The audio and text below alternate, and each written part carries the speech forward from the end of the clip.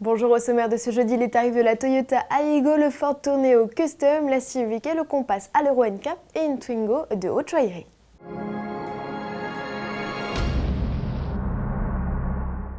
Toyota envoie la facture de l'Aygo, la citadine jumelle des Peugeot 107 et Citroën C1 était la seule à ne pas avoir dévoilé sa gamme.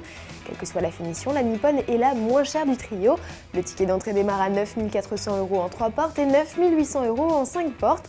À titre comparatif, c'est 50 € de moins que la C1 et 300 € en deçà du tarif de la 107. Côté équipement, des lacunes persistent, les premiers prix ne disposent toujours pas de la climatisation, de l'autoradio ni même des vitres électriques ou de la banquette fractionnable.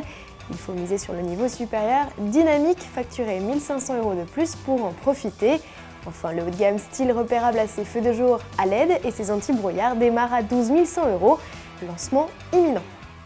Les utilitaires deviennent de plus en plus glamour, preuve en est avec le Tourneo Custom, un concept à découvrir dès le 6 mars au Salon de Genève. Ce nouveau véhicule Ford présente la ligne du futur Transit à travers sa version dédiée au transport de personnes.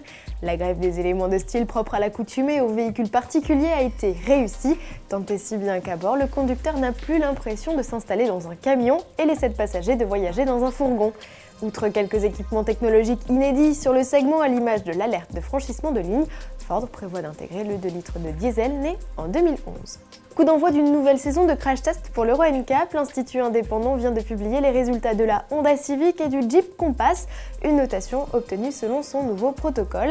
Si la 9e génération de la compacte Nippon est la première de l'année à décrocher les 5 étoiles, le Jeep Compass se prend les roues dans le tapis, le tout-terrain restylé en 2011 n'empoche que 2 étoiles.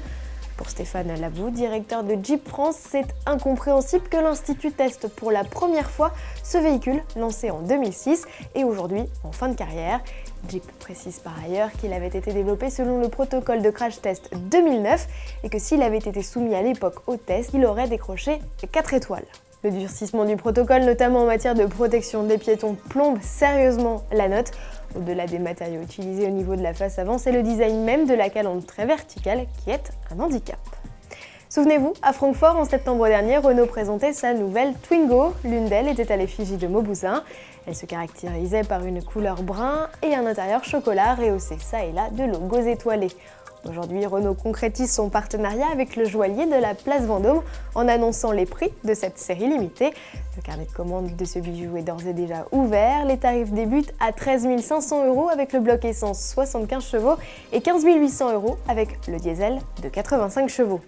La citadine raffinée se place juste en dessous des versions initiales et Gordini, le top de la gamme.